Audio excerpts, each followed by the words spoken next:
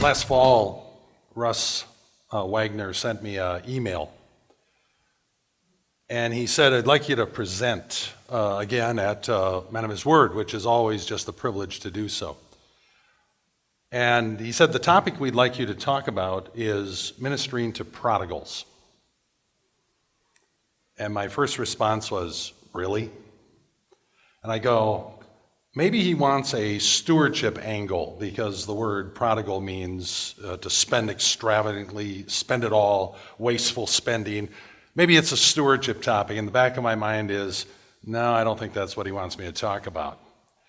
He wants me to talk about the most painful part of my life.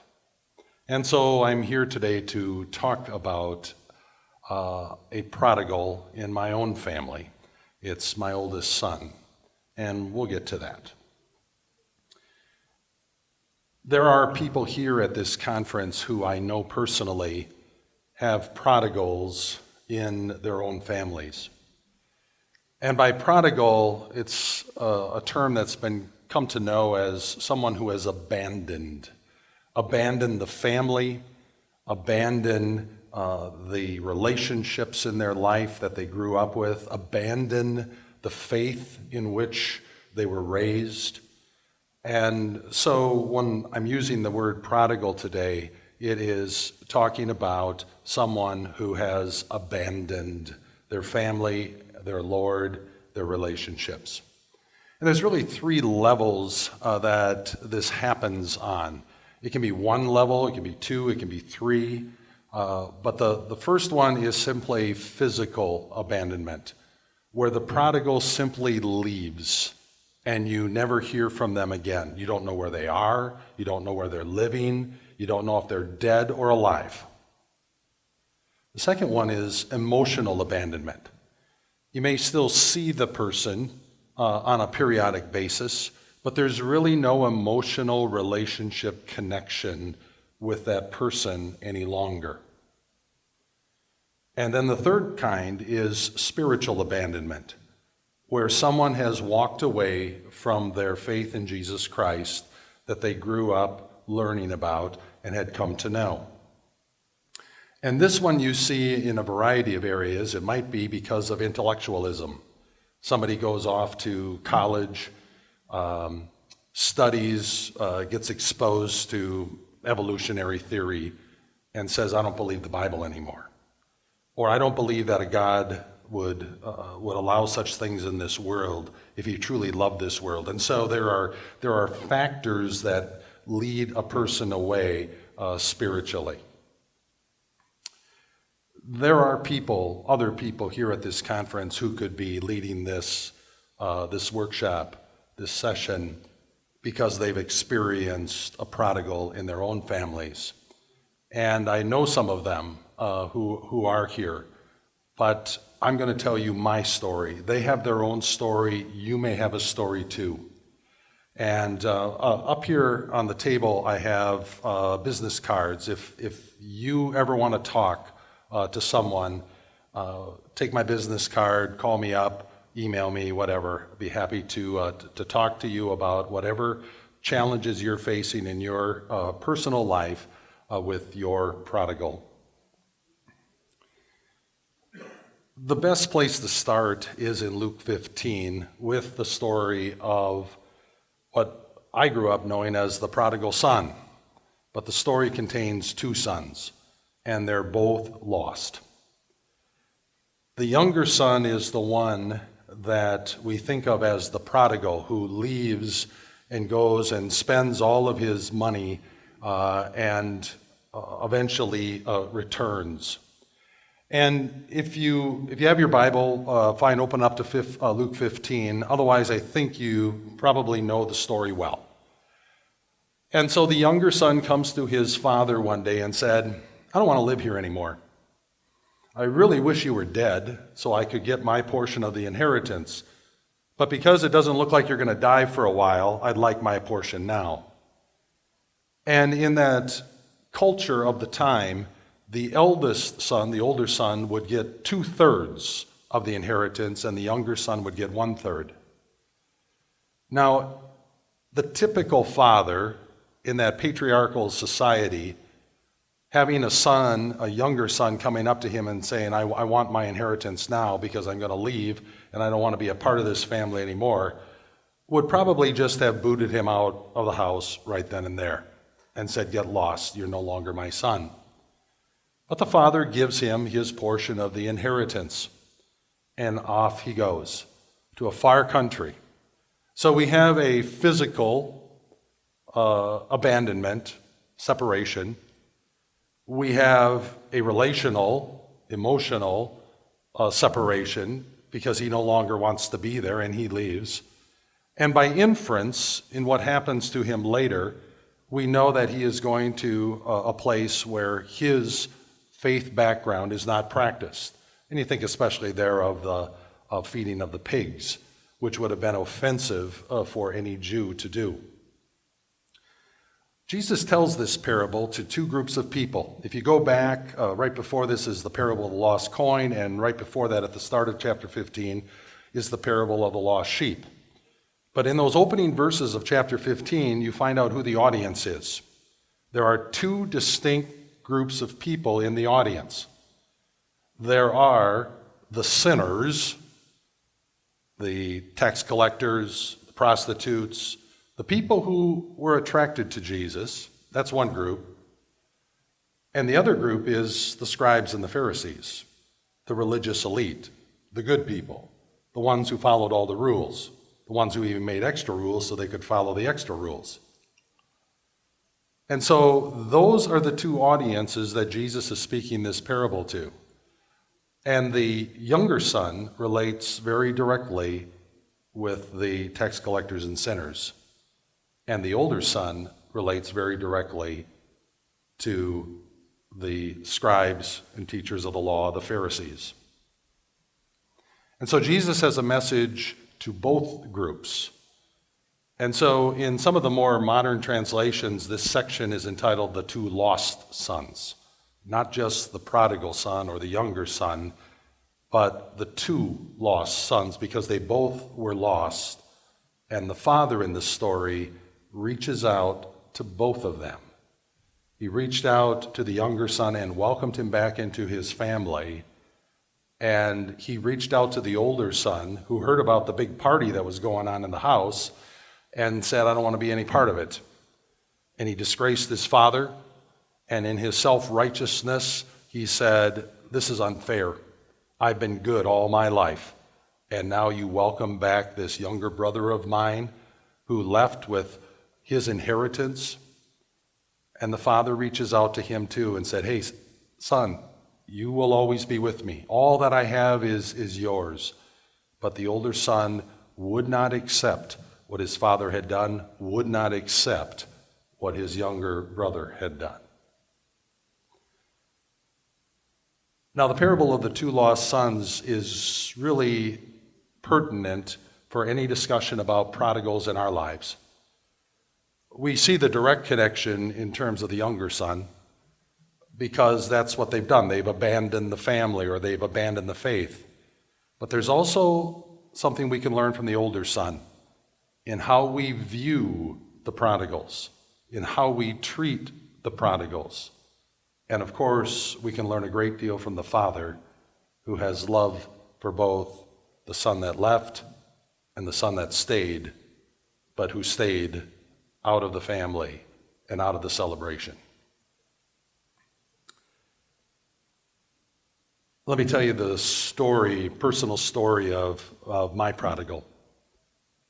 First of all, my wife, Linda, I'll refer to her throughout this, because she could very well be here talking to you as well. It was my oldest son, Ben. He was born in 1982.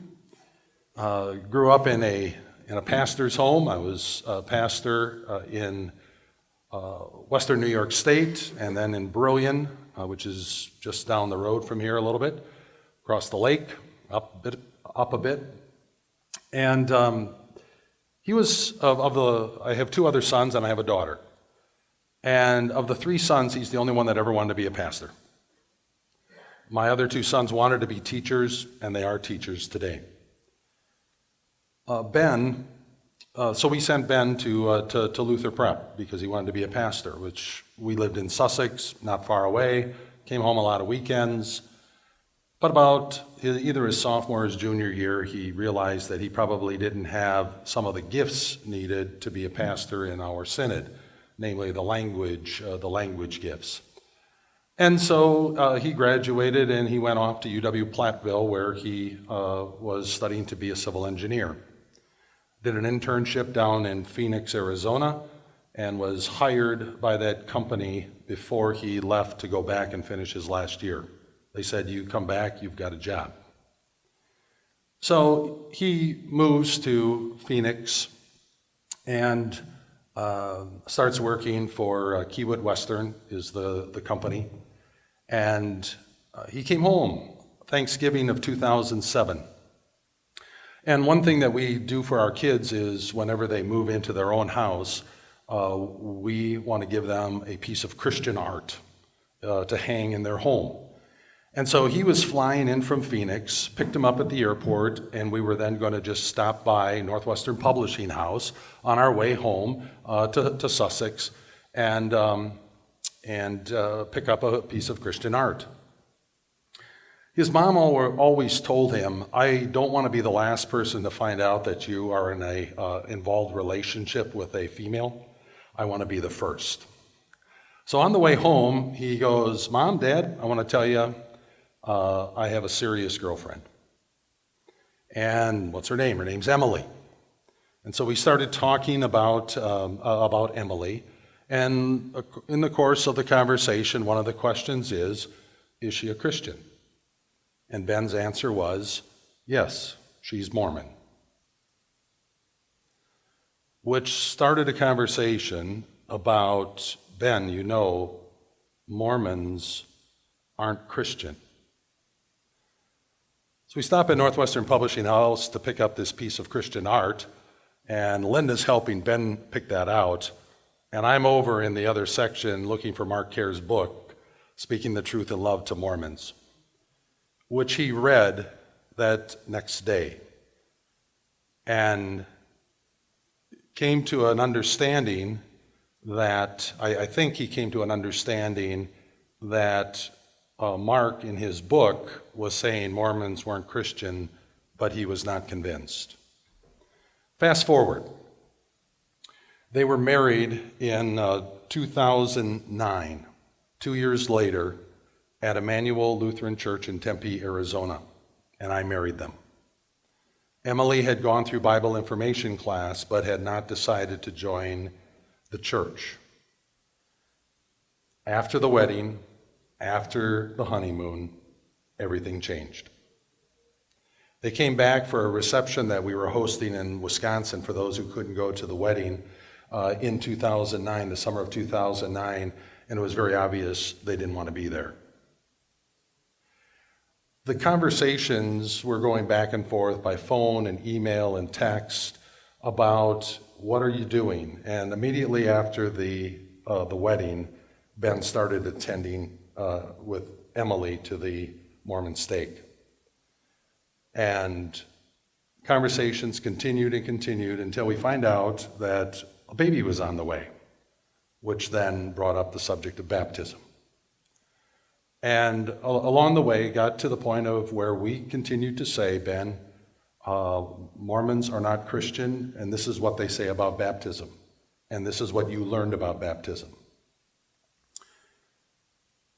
It created more tension, more strife, to the point of where the communication continued to become less and less. Then out of the blue one day, in 2011, this is now a year and a half, 2 years later, I get a phone call on my cell, and I look at it, and it said, "Ben's cell."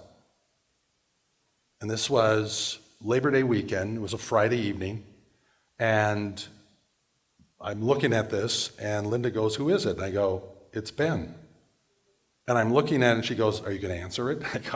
And so I pick it up, and I said, "Hello, Ben. It's good to hear from you."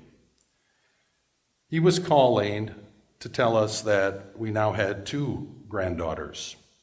The second one was now 6 months old. and it's the first that we heard of them. We have never met our granddaughters. And that was back in 2011, and so there may be a third, there may be a fourth, do not know. But during that phone conversation, a couple of things happened. One is the conversation turned toward, well, we sure would like to see our granddaughters. And my son Ben said this to Linda, I'd really like that. And so we started talking and saying, we'll come down in the next month. We'll get some airline tickets, we'll look at our schedules, we'll block out at least the long weekend, we will come down. And it was okay. That was the last time I ever spoke to my son, because it all went dark and silent after that. We called, we emailed, we texted, we said, what's happening? And there has never been a response. Earlier this month, there was the Christian Leadership Experience down in Phoenix. He lives in the Phoenix metro area. So Linda and I talked and said, let's let Ben know that we're coming to Phoenix. So I did a bit of research, where we had kind of lost track of him because, as it turns out, he moved about 5 different times. As a civil engineer working in the western part of the U.S., you travel a lot, and he was working on different projects. But in the last 6 months, they had bought a new home way on the southeast corner of the Phoenix metro area. And so we had his address. I had his email at his work. And you can just Google that and find that, because he's a project manager. He's looking for people to submit bids. And so I found it, and I sent him an email and said, Ben, we're going to be in Phoenix on these days. And we're available on Thursday. We're available on Sunday afternoon. We're available. We came back late and said, even Sunday evening. Never heard a response. So we go to the conference, and a number of friends of ours who know our situation were talking. And they said, Ben lives around here, doesn't he? It's about a half an hour away. And they said, are you going to do anything? And through the encouragement of our Christian friends, we went shopping. And we put together a box of gifts for our grandchildren, however many there are, and left it on their front porch. That was, 3 weeks ago? Not surprisingly, I have not heard from him. That's my prodigal. That's our prodigal. And it's our story. Others have different stories.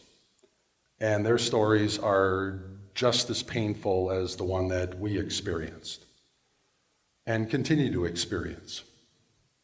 But what I'd like to talk to you about today is ministering to prodigals. And when I got the assignment, it was just ministering to prodigals. And I'm going, we got to talk about ministering to prodigals' families as well, because there is a great deal of pain and hurt that exists with Linda and I, and with our other 3 children. I told them I was going to be doing this presentation and asked for their perspective on things, and I'll share that with you toward the end. Ministering to prodigals, first of all, you have to have the opportunity if you want to minister to them directly. You got to be able to see them, talk to them. They have to be willing to pick up the phone. So for those that you don't have either physical contact with or verbal contact with, then you start with prayer. And you pray to your God, and you ask others to pray to God that He would touch their lives with His grace, with whatever it takes to make sure that one day they will be with us in heaven. But the one thing that, no matter what the situation is to always communicate, whenever possible, unconditional love. That no matter what the circumstance is, no matter whether we have a great disagreement, whether there is no longer a relationship between us, no matter if they have left the Christian faith, that you will always love them. When Ben called that day on Labor Day weekend back in 2011, Emily, his wife, got on the phone and said, "We didn't think that you would answer the phone." And without thinking, I simply said, "I will always answer the phone if my son Ben calls." And I just thought that was kind of a strange comment. So I asked Mark Cares about it one time, and he goes, LDS people will not do anything that causes them discomfort. So from Emily's perspective, for me to answer that phone would have caused discomfort. By the way, it did cause discomfort, but I wanted to communicate to him that my love for him will never change, and that the door, and this is the second point, the door is always open. And it's the prayer of my oldest son, Chris, who just became a father a week ago, by the way. Granddaughter, get to see in a week and a half. Lives out in Washington State. None of our kids live close to us, except for one lives in Milwaukee. But now I lost my train of thought. Where was I going? Door is always open. Chris's prayer always is, and he sees this in his mind, that one day Ben is going to come up to the front door and we're going to open it and we're going to welcome him back, along with his family. So, unconditional love, communicate that whenever, however you can do it. Second of all, the open door. Looking back at this situation, Linda and I didn't know enough about some of the really dark side of Mormonism as well as we should have. And Mark Cares got to grow closer and closer to him and his understanding of working with LDS people.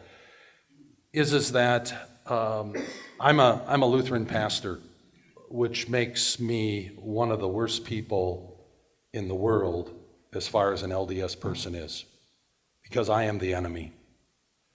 And so that was something that played into this relationship and the breaking of the relationship. Another thing was speaking the truth, and we tried to speak the truth in love. Over the course of years, we were working patiently, never slamming the door shut, always working. But could we have done things differently? Yes. Should we have done things differently? Of course. But you're in the moment, and but always trying to remember that you need to confront the issue. You know, if we could turn back time, we would sit down with Ben and Emily and say, Ben, you understand that if you marry Emily, and in the culture of the Mormon church, and the fact that I'm a Christian pastor and we do not agree with you, that you will be saying goodbye to us. Is that okay with you, Ben? Because that's what happened. Had we known that, could we have confronted that and made him think about that earlier on? You know, would have, could have, should have. You know, you can always look back and rethink. Which leads to another point, and that is that you cannot beat yourself up, because in the end, the prodigal is the one who makes the decision to leave. One thing that was helpful along the way, especially for Linda, was Mark Cares put us in touch with a lady by the name of Sue, lived down in Texas. She was an LCMS teacher in one of the Lutheran schools, one of the LCMS churches down in, I'm not even sure if it was Dallas or Houston, but she had gone through the same thing. And so Sue became a support person to us, because she had been down the road a ways and had some insights to share. Her son still communicated with the family. In our case, our son isn't communicating with us. Also along the way, had the opportunity to meet, if you ever talk to Mark Cares, he can tell you about Adams Road. Anybody know Adams Road Band? Anybody hear of Adam's Road Band? Adam's Road Band is comprised of former Mormon missionaries who are now Christians. And their whole ministry is to go around and reach out to LDS people and share the good news of Jesus. It's a long story. Be happy to tell it to you sometime, but not today. Don't have time. But I got invited down to a Truth and Love Ministry board meeting down in Orlando at this hotel called the Edgewater, where the band members, their whole family lives at the hotel and they run the hotel. That's their way of supporting themselves. But the person that I talked to who started this whole thing was Micah Wilder. And Micah was of great help and assistance to me personally in giving counsel and support. And then Linda got to meet them as well last fall. They were touring down in the Chicago area. So we went down to hear their concert. And after the concert, we went out. This is a half an hour west of Chicago, okay? 11 o'clock p.m., we are still at an Applebee's talking. But they were of great help and support to Linda, because I was telling them all about the Adams Road and what they had been through in their story, and that was very helpful, even though we got back at like 1:30 in the morning. But I'd do it again all over. So having a support network and finding a support network is very important when you are dealing with a prodigal. I'd also like to talk about some things regarding the families of prodigals. Maybe some do's and don'ts. Let's start with the don'ts, some things to avoid. And again, this is my story, this is our experience. Others, it may be different, others may handle this differently, but again, it's just from our perspective. One suggestion is if you know somebody, a family has a prodigal that they haven't heard from or seen in years, do not ask this question. Have you heard from Ben yet? Because you know what the answer is? No. And then there's this awkward silence. And it's awkward for both of us. And so we try to move on. But sometimes they'll continue the conversation. And the next question is this. Well, do you think you're going to hear from Ben? And the response is no. And so there's another awkward silence, which in some conversations has gone on to be, I just can't believe that Ben would have done that to his family. And all you're doing is taking a knife and ripping open these wounds again. And it's very painful. Another one, and this happened only once, but you can imagine, this was one of the worst days we experienced. The individual, who we know very well, said, "You must have done a really bad job of raising him." We were about an hour from home, and it was the longest ride home that we experienced because Linda, it just put her over the edge. And our daughter, Deanna, is in the back seat. And that's a whole other thing in terms of how the siblings handle these things. So, and maybe one more is this. This can be said two different ways. One way is truly heartfelt by people who are praying, who are involved in this situation with you. But in other cases, it is superficial. And it's the statement that says, "Oh, I'm sure it'll all work out." How do you know that? We don't think it's all going to work out, except for a miracle of God. Now, certainly God can make it work out, but from our perspective, I don't know how it's going to work out. All those things are well-meaning. But just like you can relate it maybe to the death of someone you loved, I think you can relate it to divorce of someone who truly loves their spouse, but that spouse walks away from them, and the pain and the hurt of that person who still in love with their husband, even though he has left. I have to tell you one more. And this one has turned out to be humorous. If you ask me a question, a very innocent question, how many children do you have?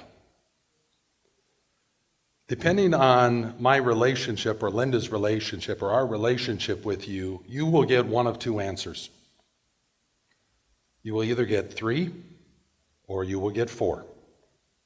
If you get 3, it means that we're not ready or feel comfortable explaining number 4, because you're sure to ask to follow up to this question, well, where are they? Where do they live? And now I've got another one. Being a grandfather of a second son who has a child now is, how many grandchildren do you have?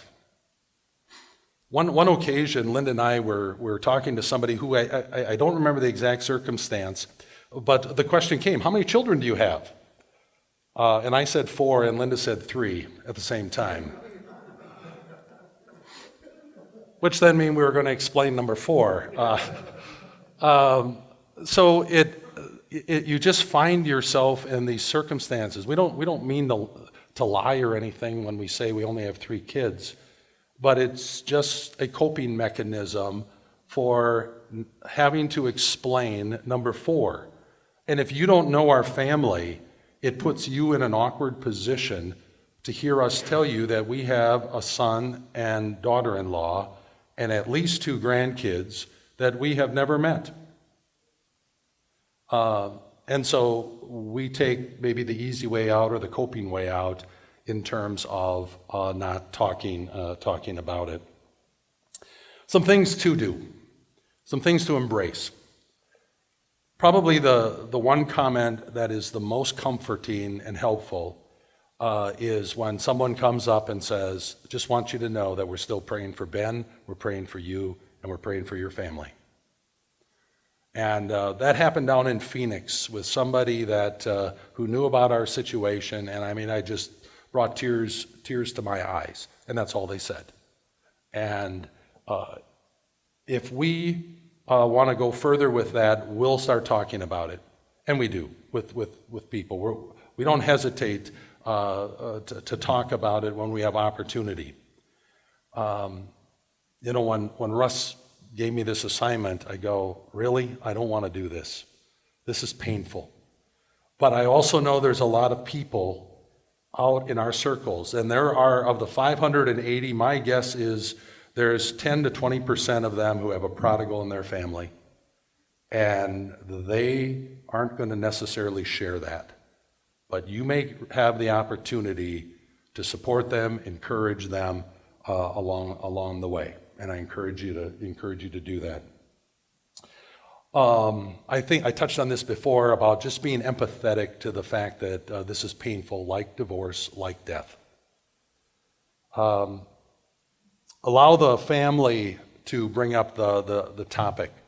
Our immediate family has gotten better at this now that we're about 5 years into this, where they won't bring up the subject unless we want to bring it up.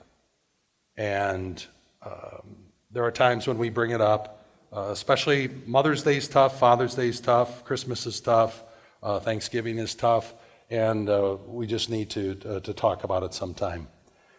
I mentioned before about don't blame yourself. The prodigal is the one who really made the choice. And this one, in terms of relationships between husbands and wives, Pastor Jeske talked about this morning in his keynote. And we experience this for ourselves. And that is that Linda had to deal with this differently than I dealt with it. And the way I wanted to deal with it was exactly the opposite of how Linda needed to deal with it. And so it put us at odds. She needed to talk about it on a regular basis. She needed to take the emotions that were in her heart and let them come out through her mouth. And every time she did that and brought up the subject, I got angry. Because it just welled up in my heart more anger over the situation. And so she was coping with it the way she needed to cope with it, which put me at odds with how I wanted to cope with it.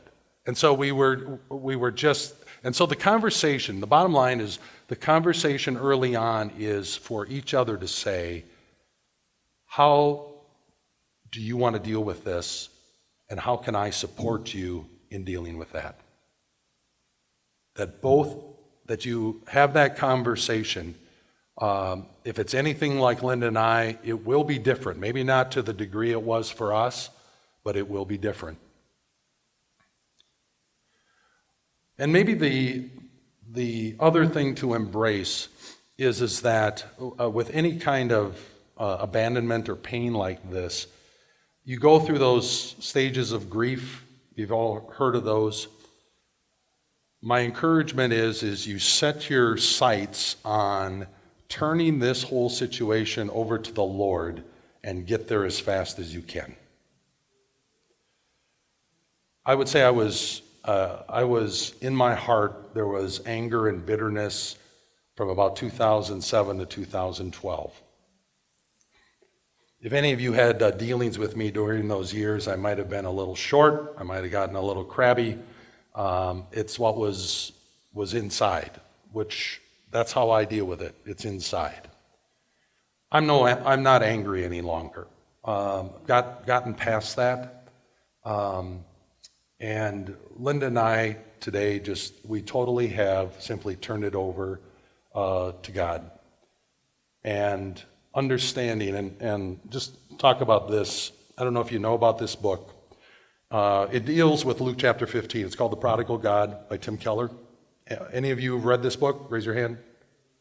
If you haven't read it, there are numerous reasons for which to read this book because it talks about the two lost sons and how each of us has been the younger son, and sadly, each of us has been the older son. And I think I've been the older son far much more than the younger son.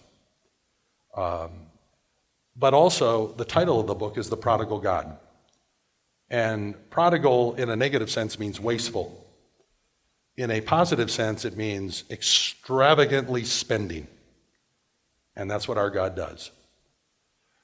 He loves us in that he gave us his son, brought us to faith, and our comfort and our assurance is that he was baptized and he was one of Christ's very own, and that God will keep him in that. We don't have a physical relationship with our son Ben. We don't have an emotional relationship. The spiritual one is in doubt, but I don't know that in his heart he has ever forsaken the Savior that he learned growing up. Maybe he did. Maybe he has. I don't know. But I do know we have a prodigal God who has an exceeding great love for him, just as he does for me and you. And that I don't believe that I will ever see my son this side of heaven, but I believe because we have a prodigal God that I will see him in heaven with his wife and my grandkids. There's a book that covers kind of the highlights of, I want to leave enough time for discussion. There's a book called The Story. Are you familiar with that? Randy Frazee, Max Lucado. It goes through the kind of the major stories of the Old and New Testament. We use that as a year-long Bible study at my church in Jackson. And in there is kind of these two threads that go through the entire book. One is called the lower story. And the lower story is the one that you and I are in on a daily basis. And I've just shared with you our lower story with our son Ben. There's also an upper story, and that's the one that God sees. And that's how God uses events and things in our lives to accomplish his will and his goal. Where we are today with our son Ben is God's got this in the upper story because we have no way of dealing with it in the lower story. And so we're going to trust him. We have confidence that he will continue to keep him and do whatever it takes so that we can see him in heaven one day. One last thing, and then I'd like to open this up for any comments or questions you have. When my son Ben was born, and the other 3 kids as well, after they were baptized, I prayed this prayer. Dear Lord, if my son or my daughter ever grows up to forsake you, then take them now in your baptismal grace. God did not take my son Ben, and so I am still confident that he will be with us in heaven. That's the story of my prodigal, my suggestions for how to minister to prodigals and their families.